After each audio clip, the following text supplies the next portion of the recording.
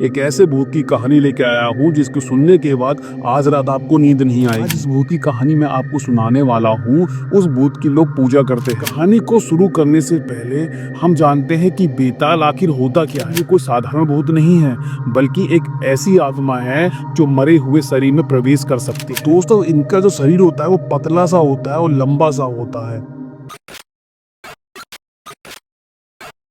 नमस्कार दोस्तों, मेरा नाम है मनोज और हर बार की तरह इस बार भी मैं आपके लिए एक ऐसे भूत की कहानी लेके आया हूँ जिसको सुनने के बाद आज रात आपको नींद नहीं आएगी और आप सोचने पे मजबूर हो जाएंगे कि क्या ये सही है, क्या ऐसा भी हो सकता है।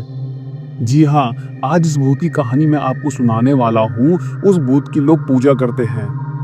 राजस्थान, महाराष्ट्र और मध्य प्रदेश में कई ऐसे मंदिर हैं जहां आज भी लोग उनकी पूजा करते हैं और कहा जाता है कि वो उस गांव की रक्षा करते हैं। तो दोस्तों, मैं बात कर रहा हूं बेताल की। अब कहानी को शुरू करने से पहले हम जानते हैं कि बेताल आखिर होता क्या है। तो दोस्तों, बेताल संस्कृत के वेताल शब्द से बना है जिसका अर्थ होता है एक ऐसी आत्मा जो मृत शरीर में निवास करती है। मतलब ये कोई साधारण भूत नहीं है बल्कि एक ऐसी आत्मा है जो मरे हुए शरीर में प्रवेश कर सकती है, जिसके पास अलौकिक ज्ञान और शक्ति होती है। हिंदू ग्रंथों में बेताल को भगवान भैरव का साथी माना गया है। इसको शमशान का रक्षक कहा गया है। ये आत्माएं बुरे तांत्रिकों, प्रेतों और बुरी आत्माओं से आपकी रक्षा करती है। कई जगहों पर इनकी पूजा भैरव मंदिर या फिर काल भैरव के मंदिर के पास ही की जाती है। अब बात करते हैं कि ये दिखने में कैसा होता है। तो दोस्तों, इनका जो शरीर होता है वो पतला सा होता है और लंबा सा होता है, एकदम सूखा सा। इसकी जो आंख होती है वो चमकदार होती है, एकदम चमकती हुई। इसके सर पर हमेशा धूल रहती है और इसके पूरे शरीर पर शमशान की राख रहती है। और ये अक्सर आपको पेड़ों पर उल्टा लटका मिलता है, खासकर पीपल और बरगद के पेड़ पर। और दोस्तों, इसका जो निवास होता है वो खास तौर पर पुराने पेड़ होते हैं या फिर ऐसे घर होते हैं जहां पर वर्षों से कोई न रहा हो। और आज की जो कहानी है ये महाराष्ट्र के एक गांव की कहानी है जहां गांव से बाहर कच्चे रास्तों के किनारे एक ऐसा ही बहुत पुराना पेड़ था जो लगभग 300-400 साल पुराना था। गांव वालों की ऐसी मान्यता थी कि वो बरगद और उस पे रहने वाला जो बेताल देव था वो उस गांव की रक्षा करता है। अब होता यह है कि उसी गांव में एक तांत्रिक आ जाता है। तांत्रिक का जो मकसद था वो था उस बरगद के नीचे बैठकर अपनी बेताल साधना को पूरी करना और बेताल से ऐसी शक्तियां लेना जिससे वो मरे हुए लोगों को जिंदा कर सके।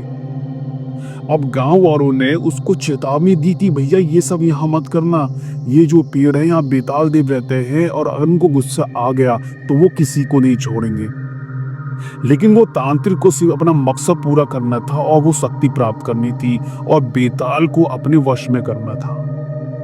अब उसको अपनी साधना के लिए एक मरे हुए शरीर की आवश्यकता थी।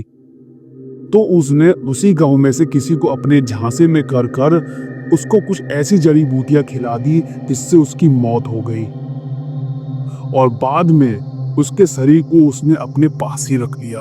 अब एक दिन अमावस्या की रात को वो काले कपड़े पहनता है और उस बरगद के पेड़ के नीचे जाकर 5 दिए जलाता है और उनके बीच में वो मरे हुए शरीर को रखता है। अब वो अपनी साधना करना शुरू करता है। अब जैसे ही वो साधना करना शुरू करता है और मंत्र बोलना शुरू करता है तो हवा थी वहां की वो थम जैसी गई थी और झाड़ियों में अलग सी सरसराहट होने लगी। लेकिन तांत्रिक जो था उसने अपनी आंख बंद करी और मंत्र पढ़ना शुरू रखा।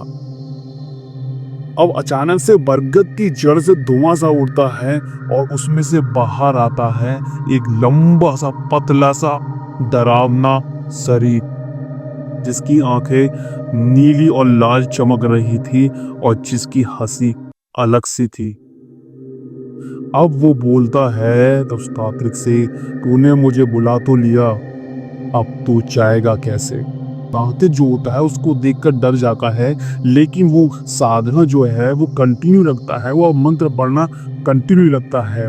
गलती से उसके मुंह से कुछ गलत मंत्र निकल जाते हैं, जिसपे जो बेताल होता है उसकी आत्मा को अपने साथ ले जाता रहे और उसके शरीर को उसी पेड़ से उल्टा टाप देता है। अब सुबह जब गांव वाले आकर देखते हैं तो तांत्रिक था वो मर चुका था और उसकी बॉडी पूरी सूख चुकी थी और उस पेड़ से उल्टी हुई लटकी थी। आज भी उस गांव में लोग कहते हैं कि रात के समय कभी भी उस बरगद के पेड़ के पास नहीं जाना चाहिए, क्योंकि गलती से भी अगर बेताल की शांति भंग हुई तो वो किसी को नहीं छोड़ेगा। और आज भी लोग उस पेड़ की पूजा करते हैं और अमावस्या की रात को जाकर वह दिए जलाते हैं। तो दोस्तों ये थी कहानी जो थी बेताल की।